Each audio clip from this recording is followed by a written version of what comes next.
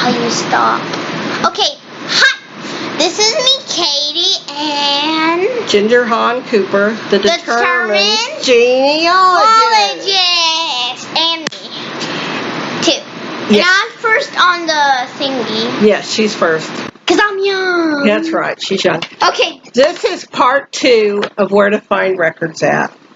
And we're starting with a wedding announcement. This is my great-grandfather and his second marriage, who she also happened to have been married to his older brother who died. And he married her after the brother died, obviously. Who died? Okay. This is Find a Grave. Find a Grave is really great. Sometimes you get lucky. It has obituaries. It's got family members. It's got all kinds of things. It's not always right, but it's really great. And if there's a tombstone there, then that is really great too. If there's not a tombstone, Record a funeral. yeah, a funeral home record. Now, what do they do? What do they do? What do they fill out, Katy? Do you remember? You could do it. You could guess. Come on. What do they fill? They fill out. Records.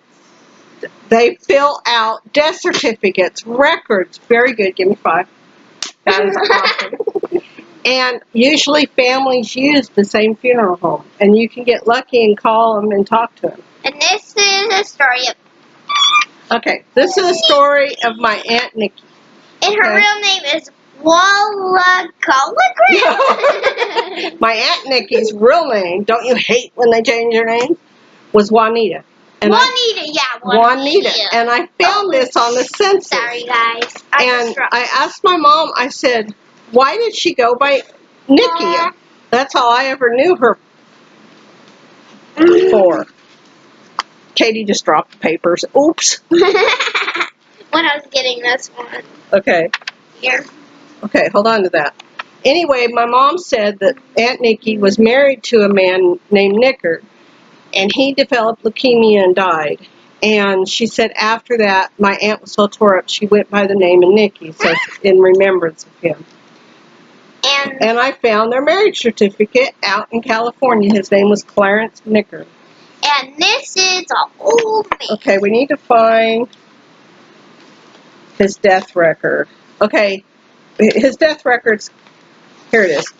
And here was his death record about 2 years after they were married out in California also. Okay, easy. All right, I found this in my grandmother's stuff too. Now, if you see the postmark on it, it says 1936. It's a very old letter. And it was written to my great-grandmother from her ex-sister-in-law, Annie, who knew about where her husband was. My grandmother was wanting to know what was going on with her dad. And so this letter was written to her. This is the last known record we have of my great-grandfather, Harvey. And this is another one of these things you find at a funeral home. And it's got the pallbearers who are related usually. And also a short message about the person who's passed away. I know. Everybody's got those. I know who this is. Who is that little baby? You. You're right. That's okay. High five. High five. Oh, that's good. And that's your sister. My brother. Sister, brother, and my other brother, and my daddy, Which and my mama. Your mean one? Oh, we're not going to talk about that. That's family business. Y'all have skeletons, right? Well, I've got a ton. Okay. Oops. Let's just not talk about it. Yeah, we're not going to talk about it. That is family business. Okay. Okay, sorry. All right. Now, here is a wedding announcement for my aunt. And if you notice, it's a big, long thing in the paper. But it's got all who attended, which a lot of them are family. It's got the bridesmaids, groomsmen, who are family. These are great resources. And this is who we might see at church. This was Aunt Norma and Uncle Jim. Now, Aunt Norma was a student of my grandmother, and her mom got real sick, and my grandmother took her in. Well, Aunt Norma is my aunt, and she's given me a lot of heads up on things and records. Okay, here is, and family stories. She's told me a lot of family stories. This is my great-great-grandfather, Gideon Amick. Now, Gideon was from the South. He was from West Virginia. Go ahead. And he had 8. He had What? 6 brothers. 6. 6 brothers. A lot. A lot of brothers. Gideon was the oldest. 7 kids. And some lady said that he served for the North in the Civil War because there was a Gideon Amick who signed up in Nebraska. Well, he lived in Iowa. Well, I had trouble believing that, considering 6 of his brothers fought for the South. And so I did research. Here, oh, upside down. Here's the other Gideon who got a pension after my Gideon was dead and buried.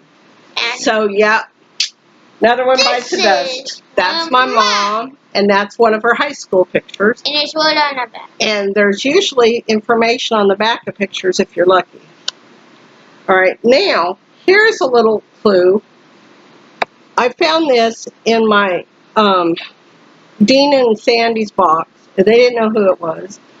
And they asked me about it. And I said, I'm not sure. So I had to come home and do some research. Well, if you look at it, the picture is dated 1927. Very good. And where is it taken at? Clear Lake, Iowa.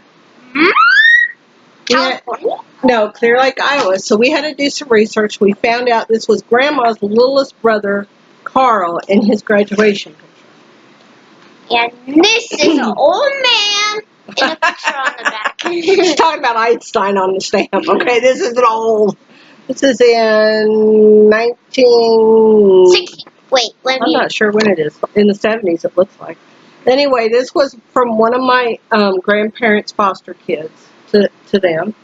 Yeah, this is about more marriage. This is about the 25th wedding anniversary of my grandparents, which has and information. This is a kind of church, I think. This is what you get at the funeral home, Katie. It's a funeral home announcement and the pallbearers and stuff again. Good job, though. Give me 5. This is cursive. Okay, this is a letter that was written from my cousin. Letters are great sources of information. That's the second part. Now, this letter was written to my great-grandmother, and this was her uncle. She was asking information about her daddy's family because she wasn't raised with them. She was raised with her grandparents on her mom's side. All right, here's another great source of information. These are wills. Now, my cousin Dean had our great-great-great-great-grandfather Jacob Metzger's will, the actual copy of it. But one thing you found out when you saw this one was that my great-grandfather Harvey, who's a whole other story, we'll have to talk about him someday, he was marked out of the will, and he didn't receive some property. He received something else. Here's another will that was written, and those are great sources of information if you can find them. I can't believe it. Oh, that's one of my TAR patrons. I wasn't going to do that one. Well, this is it. Katie and I want to say goodbye. Bye. Bye, and have a great day digging up your roots.